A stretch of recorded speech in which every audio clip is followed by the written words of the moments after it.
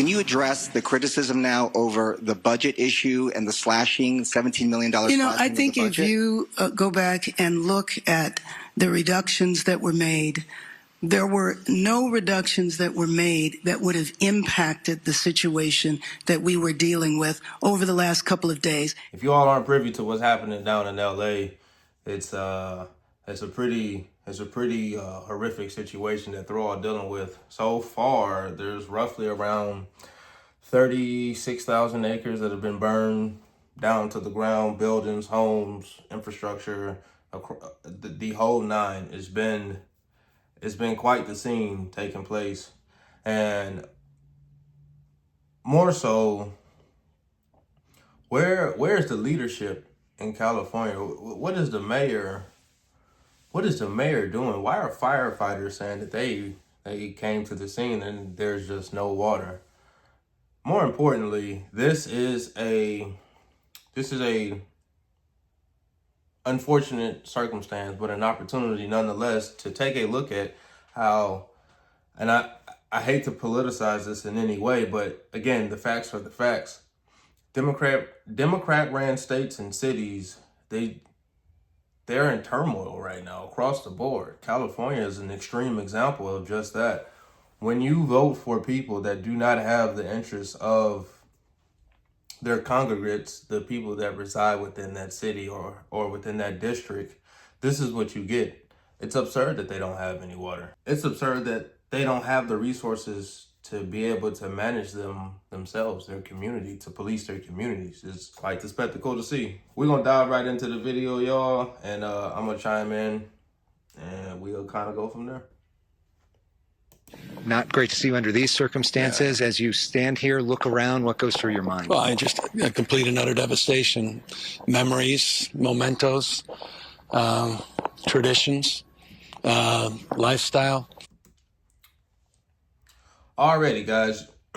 One thing you want to pay to when you're talking is the one thing that you kind of want to pay attention to, and there are a few other identifying factors, but when someone is trying to answer for or take accountability for a situation and they don't want to continue to give you constant eye contact, not in all cases, but in most cases, they're trying to lie to you. They're trying to either directly lie to you or play as if they don't have the information which you're asking about. All of it gone. I mean, it's overwhelming. And respectfully, from someone that's been to a lot of these. I mean, Tubbs Fire, I thought I'd never seen anything like that. 5,600 structures destroyed. And then, of course, Camp, 18,000, 85 lives lost. But the scale of this, the scope, and the fact that we have 5 active fires we're battling now is just extraordinary. Rebuilding, not going to be easy. We know building housing in California is not always easy. Yep. Is there red tape that you can cut through to make rebuilding here move faster? If so, what specifically is that going to look like? We're gonna be. So I wanna jump to what the mayor had to say. The mayor of LA. It's funny. Her name is Karen. Not funny. Not a funny situation. I do apologize. But this is what the mayor had to say, and she was posed with some questioning behind why there are reports saying that she cut the firefighters' budget by $17.6 million, I believe. Let's see. Let's go to Bob DeCastro, because he was where city officials were holding a news conference earlier this morning, giving updates on this fire and answering some tough questions, especially directed to Mayor Karen Bass. Bob, what did she say? Well, she was not at that press conference yesterday, as you may remember, because she was returning from a trip out of the country. She was in Africa, and many had questioned why she was not here when this crisis broke out, when everyone knew, according to the National Weather Service, that this was going to be a life-threatening and destructive windstorm. Well, when asked specifically by a reporter, in his words, was a lack of preparation and a lack of rapid response, she simply said that she is simply focused on saving lives and property, and she did not go beyond that. She didn't say anything else. I asked her specifically about the criticism that she slashed the LA Fire Department budget by more than $17 million. Some rank and file firefighters have said that they're weary, that they are stretched too thin, and that impacted the firefight. Here's what she had to say. Can you address the criticism now over the budget issue and the slashing, $17 million? I think if you go back and look at the reductions that were made, there were no reductions that were made that would have impacted the situation that we were dealing with over the last couple of days. And then there was a little... Hold up. Wait a minute. This is the police, or excuse me, this is the fire chief with the Fox News, and we're going to hear her take on the situation. Unprecedented times for the Los Angeles City Fire Department, and of course all the other fire departments that are assisting us with these fires. A new fire just broke out now in Granada Hills. Joining me now live, the chief of the Los Angeles City Fire Department, Kristen Crowley. Thank you for talking to us today. And we're just going to get straight to the nitty-gritty because there's been so much talk, and you're aware of the criticism. Yes. Most of the criticism has been directed towards the city of Los Angeles, towards Mayor Karen Bass, but it's also been directed towards the administration. Everybody loves firefighters. We love our men and women on the front lines, but the administration is another thing, and they've been very critical of the way everything has been handled. Your reaction when you read those tweets, those messages, those emails? I tell you, my reaction first and foremost is to step back and remind myself that I'm not a politician. I'm the fire chief of the greatest fire department in the world. So my focus, first and foremost, is to make sure that our fire department, our firefighters are properly funded, they're properly trained, they're properly equipped.